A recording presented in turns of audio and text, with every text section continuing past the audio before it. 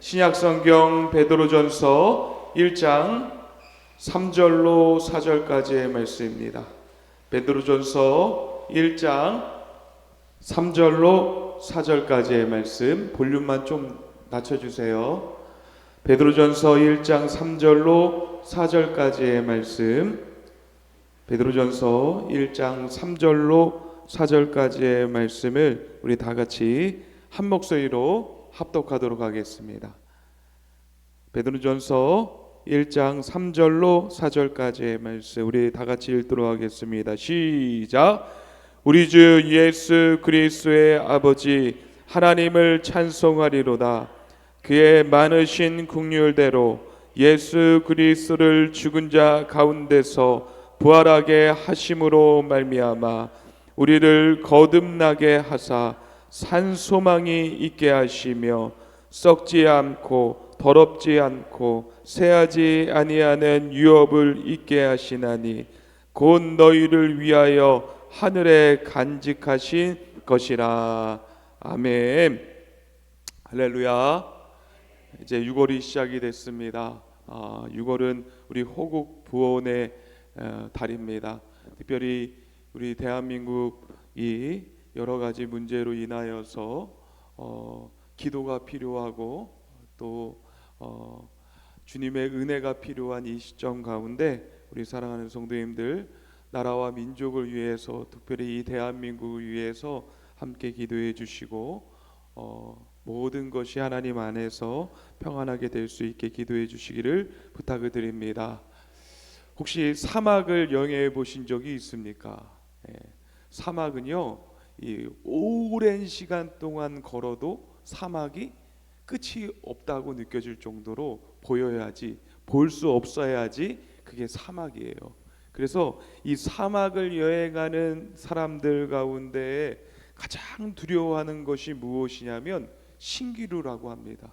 신기루라는 것은 무엇이냐면 저 멀리 푸른 오아시스가 보이는 것 같아서 온 힘을 다해서 달려갔는데 막상 그곳에 도착해 보니 아무것도 존재하지 않고 거기에는 붉은 모래뿐이더라.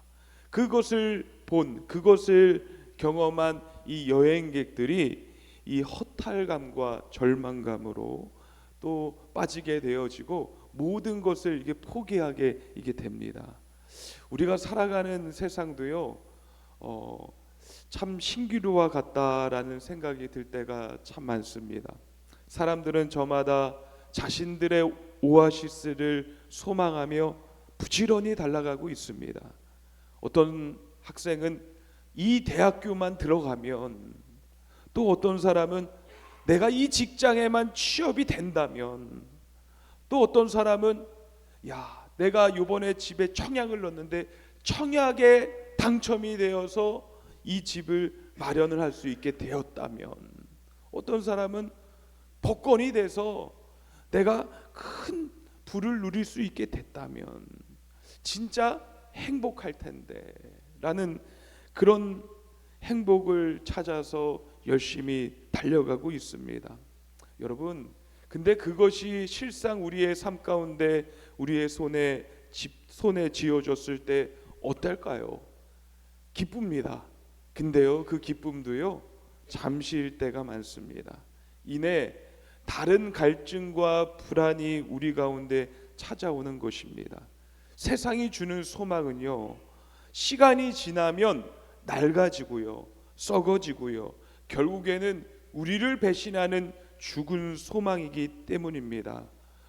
특별히 오늘 이 자리에 나온 우리 사랑하는 성도님들은 어떤 소망을 품고 계십니까?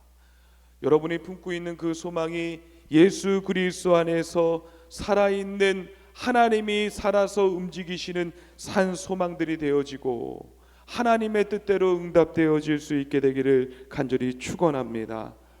오늘 우리가 읽은 이 베드로전서의 이 말씀은요, 이 베드로 사도가 로마의 잔혹한 박해 속에서 있을 때 모든 예수님을 믿는 사람들이 사방으로 흩어져서 고난을 받고 있을 때 사도 베드로가 이 그리스도인들에게 편지를 쓴 내용입니다.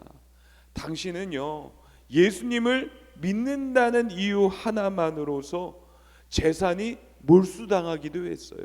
또 뿐만 아니라 감옥에 갇히기도 했습니다. 심지어 사자의 밥이 되기도 했고 화형을 당하는 일도 많이 일어났습니다. 단지 예수님을 믿는다는 그 이유 하나만으로도 참 그 삶 가운데는 소망이 없는 것 같이 칠흑 같은 어둠 속에서 살아가는 그러한 일들이 그리스도인들에게 참으로 많이 일어났습니다.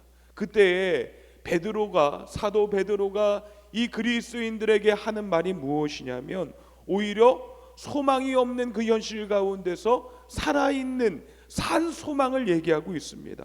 그러면서 하나님을 찬양하며 소망을 선포하고 있는 것입니다. 오늘 본문 3절의 말씀을 보면요, 우리 주 예수 그리스도의 하나님을 찬송하리로다.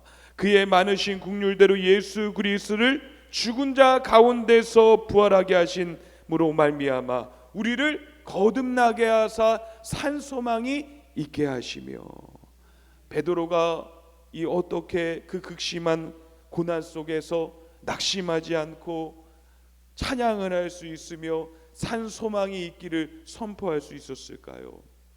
여러분, 극심한 고난과 절망 속을 걸어가 본 적이 있으십니까?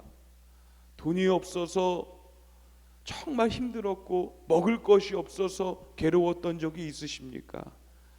지난 주일날 저녁에요, 한 청년이 밤에 찾아왔어요. 그래서 그 청년이 저에게 찾아와서 이렇게 하는 얘기가 무엇이냐면 제가 목사님한테 자신이 인생을 살아온 것들을 다 얘기해 주고 싶다는 거예요. 그래서 들어줄 수 있냐는 거예요. 들어줄 수 있지. 그러면서 5분만 얘기해야겠다고 한 게 1시간을 얘기하더라고요. 그래서 1시간 동안 다 들었어요. 1시간 동안 다 들었어요. 참 그 청년의 인생이 기구했습니다. 어릴 때부터 가정폭력에 시달렸어요. 아버지가 마구 때렸어요. 그래서 고등학생이 되었을 때 가정과 분리가 돼서 혼자서 밖에 나가서 살았다는 거예요. 그리고 그 가운데서도 고등학교를 졸업하게 되었고 일터에 나가서 부지런히 열심을 다해서 일을 했다는 것입니다. 그래서 일을 해가지고 오랜 시간 동안 차곡차곡 돈을 모았는데, 그때 차곡차곡 모이는 그때에 갑자기 모르는 전화번호에서 자기에게 전화가 왔다는 거예요. 알고 봤더니 자신의 누나한테서 전화가 왔다는 것입니다. 그 누나가 전화하는 말이 떨린 목소리로 지금 아빠가 죽게 됐다는 거예요. 자신을 폭행하고 술 먹고 괴롭혔던 아버지가 갑자기 대뜸 전화 와서 죽게 되었으니 너가 빨리 와라 라는 얘기를 듣게 되었어요. 그래서 그 청년이 이 아버지가 죽게 되었으니까는 병원에 찾아갔다고 합니다. 근데 거기에 오랜만에 본 분들이 있다는 거예요. 자신의 친누나가 있고 또한 9살 때 집을 나간 어머니도 거기 계시고 하면서 그 가족들을 다 바라보는 거예요. 결국 아버지가 중환자실에 있다가 이제 돌아가시게 되었어요. 장례를 치르고선 나아갔을 때에 그 청년과 누님과 또 어머니가 돈을 모아서 장례비를 내야 되는데 다 낼 수 없다고 나자빠지는 거예요. 그래가지고 그 청년이 어떻게 했느냐, 자기가 피같이 모았던, 열심을 다해서 모았던 그 돈을 3천만 원을 장례식장비로 냈다고 합니다. 병원비와 장례식장비를 냈다고 합니다. 그리고서는 또 어떤 일이 있냐, 이제 어머니가 시골에서 장사를 하고 있는데 이 장사가 잘 안 돼서 이 큰 기업에다가 돈을 상납하는 금액이 있는데 그 금액들을 이 어머니가 봤을 때 얘가 돈 있다고 생각하니까 비용을 내달라는 거예요. 그래가지고 카드를 긁어가면서 그 아들의 돈을 야금야금씩 뺐더니 그게 2천만 원이 빼갔다는 거예요. 그리고서는 이 아무것도 없는 가운데 자기가 점점 빌털터리가 되니까는 이 불안해서 자신도 모르게 뭘 하기 시작했냐면 주식을 시작하게 된 거예요. 주식의 주자도 모르는 사람이 갑자기 주식을 하니까 어떻게 되겠어요? 다 날려먹었대요. 다 날려먹었대요. 그러면서 그 마음이 많이 힘들고 괴로웠다는 거예요. 그 청년이 그 얘기를 다 하면서 목사님, 저는 왜 이렇게 살아야 되냐고, 앞으로 살아갈 힘이 없다고 이렇게 하면서 저에게 이렇게 얘기를 했습니다. 제가 목사님을 언제 볼지 또 올지 장담은 못하지만 그래도 목사님 저를 위해서 기도해 주세요. 그래서 그 친구를 위해서 기도해 줬어요. 그리고서는 돌려보냈습니다. 여러분, 인생을 살면은요, 각자마다 말도 안 되는 이유로 절망과 고난 가운데, 또한 칠흑 같은 어둠 가운데 빠지는 그러한 일들이 각자의 삶 가운데 있을 수 있다는 거예요. 사도 베드로도요, 그 인생이요, 칠흑 같은 어둠 속에서 큰 깊은 절망을 경험해 본 사람이었습니다. 예수님을 누구보다 사랑한다 고백했지만은요, 실제로 그의 삶 속에서는 예수님을 3번이나 모른다고 부인했고 도망쳤던 실패자이고 배신자였습니다. 예수님이 십자가에 돌아가셨을 때 베드로의 모든 소망은 다 끊어지고 죽었습니다. 다시 고기 잡는 어부의 삶으로 돌아가 절망의 밤을 지새우던 그였습니다. 그러나 그 죽었던 이 베드로를 다시 살린 사건이 일어나게 되었어요. 바로 예수 그리스도의 부활이었습니다. 부활하신 주님께서 절망의 바닷가에 찾아오셔서 베드로를 만나 주셨을 때 그의 마음 가운데 감당할 수 없는 불멸의 소망, 산 소망이 그 10년 가운데 잉태되기를 시작됐다는 것입니다. 그 친구가 뭐라고 얘기했냐면요, 제가요 어렸을 때 교회 다닌 적이 있어요.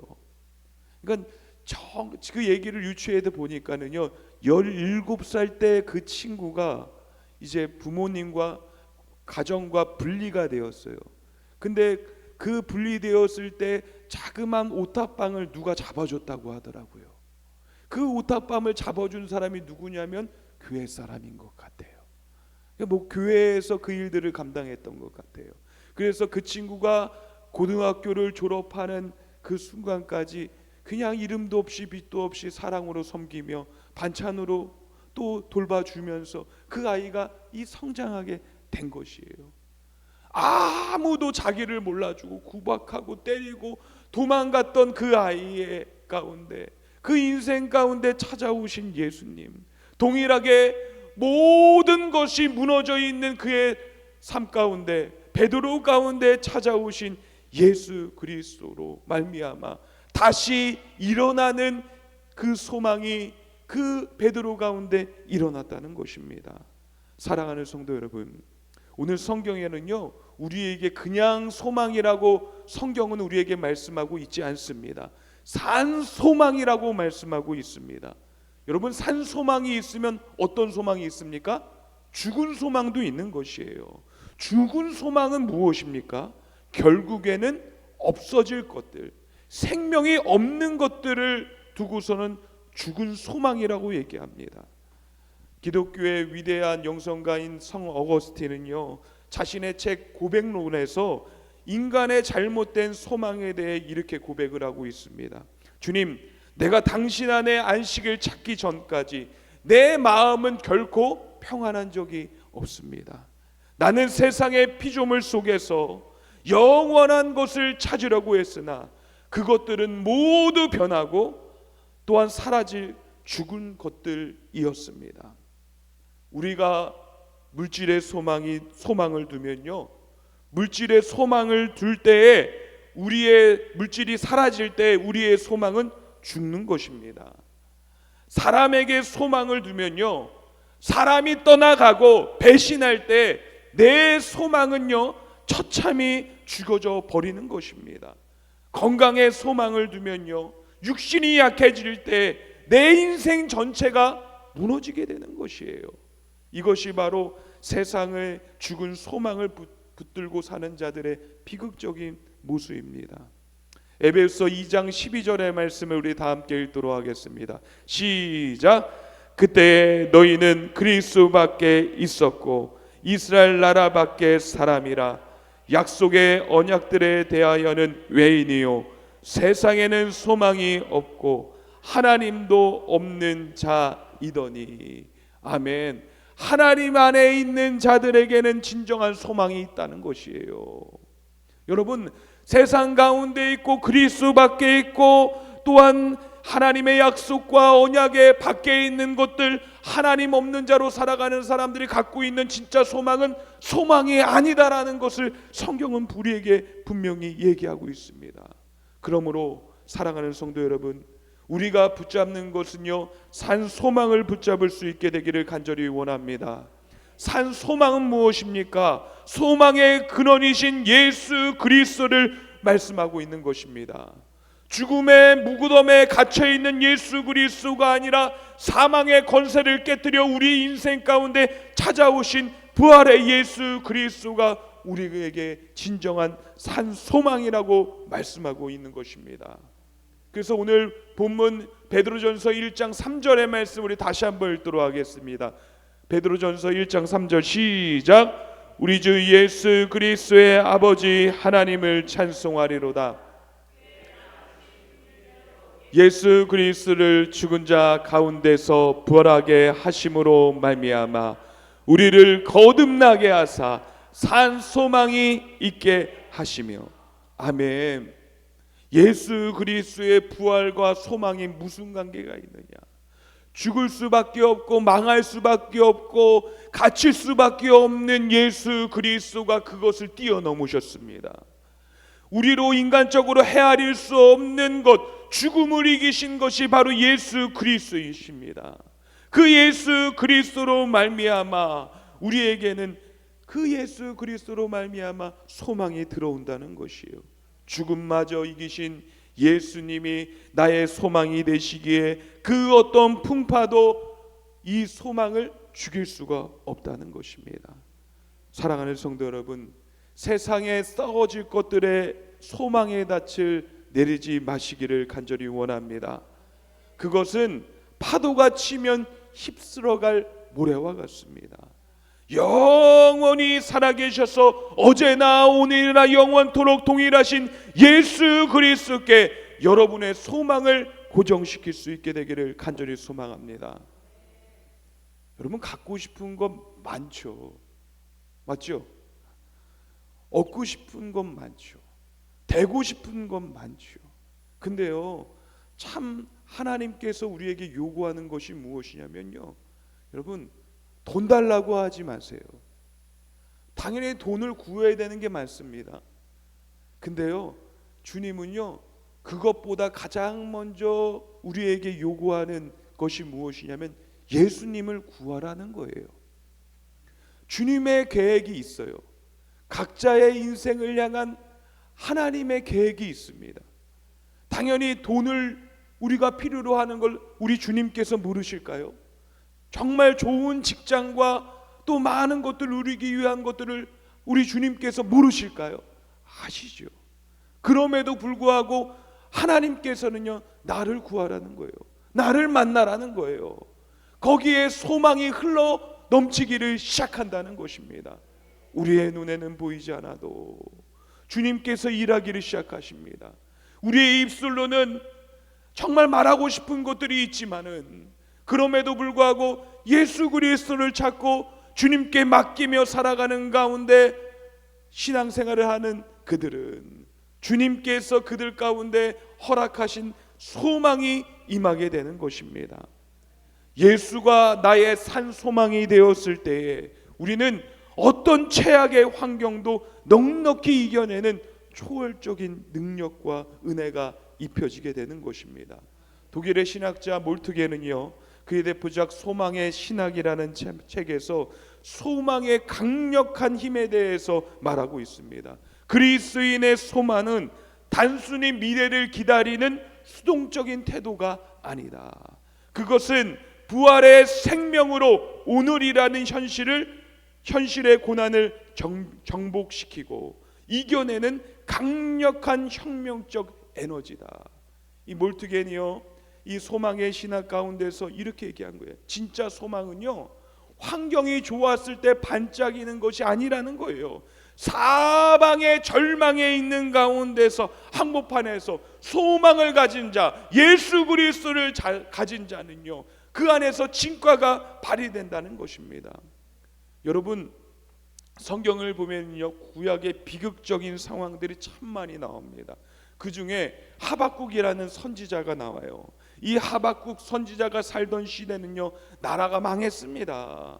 경제가 파탄이 되었어요. 군사적인 위협이 극에 달했던 아주 암흑기였습니다.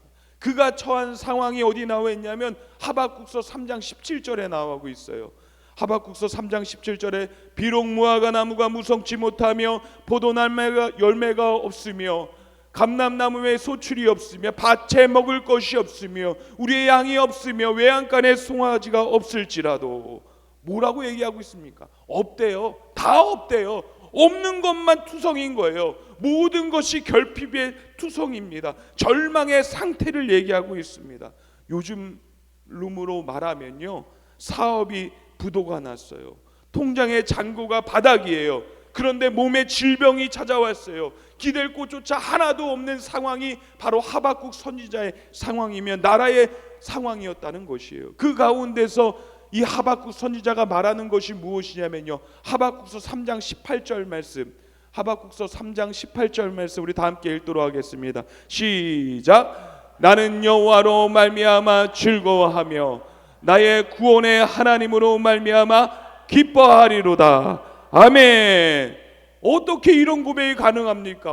없고 이제 죽을 날만 기다리는 그런 상황 가운데서 하박국 선지자가 어떻게 이렇게 얘기합니까? 하박국 안에는 구원의 하나님이라는 산소망이 살아 숨쉬고 있기 때문인 줄 믿으시기를 간절히 소망합니다. 환경 때문에 기뻐하는 사람은요, 환경이 나빠지면요 불안해하고 바로 무너지는 것이에요. 그러나 오직 예수 그리스도를 한 분으로 모시며 소망을 품고 살아가는 자들은요, 외양간에 송아지가 없을지라도 포도나무에 열매가 없을지라도 담대하게 찬송할 수 있으며 그 하나님으로 말미암아 다시 일어나는 은혜를 경험하게 되는 것입니다. 사랑하는 성도 여러분, 오늘날 많은 그리스도인들이요 환경의 노예로 살아갑니다. 조금만 형편이 어려워지면 낙심하고요, 조금만 아프면요 하나님이 나를 버렸다고 원망합니다. 근데 그것은 아직 내 안에 계신 예수 그리스도를 온전한 산 소망으로 모시지 못했기 때문입니다. 사도 바울은 고백을 하고 있어요. 산 소망을 가졌던 예수 그리스도를 그 10년 가운데 모셨던 이 사도 바울이 뭐라고 얘기하냐면 고린도후서 4장 8절에 사방으로 우겨싸임을 당하여도 쌓이지 아니하며 답답한 일을 당하여도 낙심하지 아니하는 영적인 맷집이 그 가운데 있는 거예요. 야, 그래, 한번 해봐라. 그래, 내가 이런다고 하나님께서 나를 죽게 하시겠어? 아니야, 하나님 나를 살리셔. 할렐루야. 여러분, 작은 거에 여러분의 감정이 높낮이가 막 높아지고 낮아지고 그러지 마십시오. 예수 그리스도를 믿는 자들은요 예수 그리스도로 말미암아 평안해야 되는 것이에요. 평강이 그 마음의 중심으로 바로 잡혀져야 되는 것입니다. 작은 것 때문에 넘어질 필요 없고 무너질 필요 없고 한탄해할 필요도 없습니다. 다시 주님께서 바꾸실 능력이 있는 분이시라는 것을 우리는 분명히 알아야 되는 것입니다. 내 안에 계신 예수 그리스도의 부활의 능력이 세상의 절망을 압도하기 때문에, 그것을 능히 바꾸실 수 있기 때문에 우리는 그것 때문에 무너지면 안 되는 것입니다. 사랑하는 성도 여러분, 주님이 우리 안에 산소망으로 자리 잡혀 있다는 것은 무엇이냐면요, 주님께서 주실 기업과 유업이 있다는 것을 우리에게 말씀하고 있는 것이에요. 오늘 본문의 4절의 말씀 우리 다 함께 읽도록 하겠습니다. 4절 말씀 시작. 썩지 않고 더럽지 않고 새하지 아니하는 유업을 있게 하시나니 곧 너희를 위하여 하늘에 간직하신 것이라. 아멘.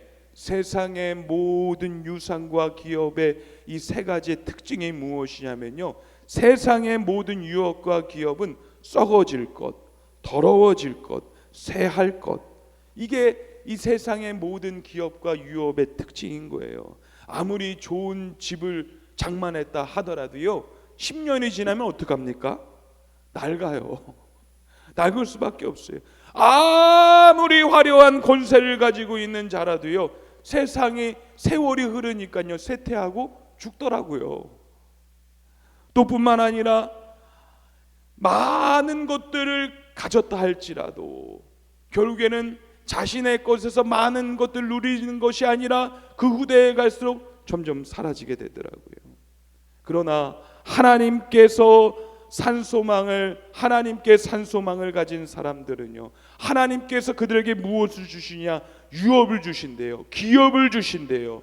근데 그것은 결코 썩지 아니하고 더럽히지 아니하고 죄로 인하여 더럽히지 아니하고 영원히 그 가치가 쇠하지 않는 것임을 우리에게 말씀하고 있습니다. 여러분은 그 인생을 살아가면서 예수 그리스도를 바라보고 하늘의 본향을 바라보면서 살아가고 있습니까?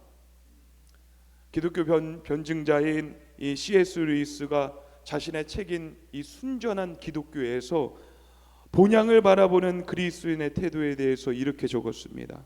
역사를 들어보면 이 땅을 위해 가장 많은 일을 한 그리스도인들은 바로 다음 세상 하늘나라를 바라보며 하나님 나라에 대하여 가장 많이 생각한 이들이었다. 우리가 하늘을 조준하면 땅의 것들은 덤으로 얻을 것이냐, 땅을 조준하면 둘 다 잃을 것이냐. 여러분, 우리는 뭘 바라보고 있습니까? 하나님을 바라보고 예수 그리스도를 바라보고 본향을 바라보는 것이에요. C.S. 루이스의 말처럼 뭘 얘기하느냐? 하늘을 바라보는 자에게는 땅의 것은 덤으로 오는 것입니다. 할렐루야. 땅의 것을 기준으로 삼고 땅의 것만 바라보는 자들에게는요, 둘 다 잃게 된다는 것이에요. 우리는 이 땅에서 영원히 살 사람들이 아닙니다. 우리가 언젠가 주님 앞에 서게 될 때에 우리는 천국 시민이자 잠시 이 땅을 거쳐갈 나그네들입니다. 여러분, 호텔 여행을 가셔서 호텔에 숙박하신 적이 있습니까? 호텔에 가면은 뭐 좋은 호텔도 있고 또 안 좋은 호텔도 있죠. 호텔에 가보면은 인테리어가 마음에 안 든 적이 있어요? 야, 여기 호텔은 왜 인테리어를 이렇게 불편하게 했대?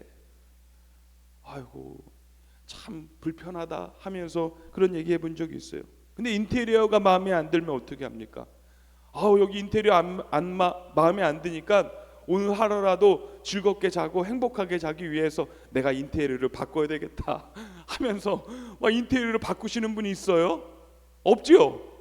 예, 그렇게 할 필요가 없는 거예요. 왜냐하면 하루 지내다가 떠날 곳이기 때문에, 진정한 내 집이 아니기 때문에 그렇습니다. 잠시 먹고 떠날 방이기 때문에, 내 집은 따로 있기 때문에 그런 것이에요. 이 땅의 삶이 조금 고단하고 결핍이 가득할지라도요, 여러분 서러워하지 마십시오. 하늘아버지께서 우리에 위하여서 저 하늘에 가장 아름답고 완벽하고 영원한 유업을 간직해 놓고 있습니다. 거기에 우리의 소망을 두면서 이 땅 가운데 살아갈 때 하나님께서 이 땅에 더하시는 하나님의 은혜가 우리 가운데는 덤으로 내려지게 되는 것입니다. 영원한 나라를 바라보면요, 든든해지는 것이에요. 예수 그리스도가 우리에게 소망이 됐다면 그 앞에 닥쳐지는 여러 가지의 일들도요, 크게 두려워하지 않습니다. 주님이 아시고 주님이 책임져 주시고 주님께서 채워 주시니, 할렐루야. 그 믿음으로 우리가 나아갈 때 예수님이 우리에게 참 소망이 되시며 그 산 소망이신 예수 그리스도를 붙들며 살아가는 모습이 우리 가운데 나오게 되는 것입니다. 사랑하는 성도 여러분, 예수 그리스도는요, 살아있는 산 소망이십니다. 이 산 소망을 영어로 보니까요, 리빙 호프라고 나와 있더라고요. 근데 리빙 호프라고 라는 단어를 찾아보니까요, 살아있는 소망이라고 나와 있어요. 근데 살아있는 소망, 또 다른 해석이 어떻게 나오냐면 살아내는 소망이더라고요. 살아있는 소망은요, 살아내는 소망이에요. 결코 죽음이 없는 것이에요. 멈춤이 없는 것이에요. 담대한 신앙이고 담대한 소망이라는 것입니다. 예수 그리스도를 바라보면 우리는 담대해질 수가 있습니다. 예수 그리스도를 바라보면 다시 예수 그리스도로 말미암아 주님께서 하실 것을 기대하며 앞으로 나아갈 수가 있게 되는 것입니다. 한 주간 여러분의 산소망이신 예수 그리스도를 부여잡으로 말미암아 움츠러진 어깨도 당당히 펴시고, 또한 하나님이 여러분 가운데 채워주실 것을 기대하며 나아가는 복된 한 주가 되어질 수 있게 되기를 주님의 이름으로 간절히 축원합니다.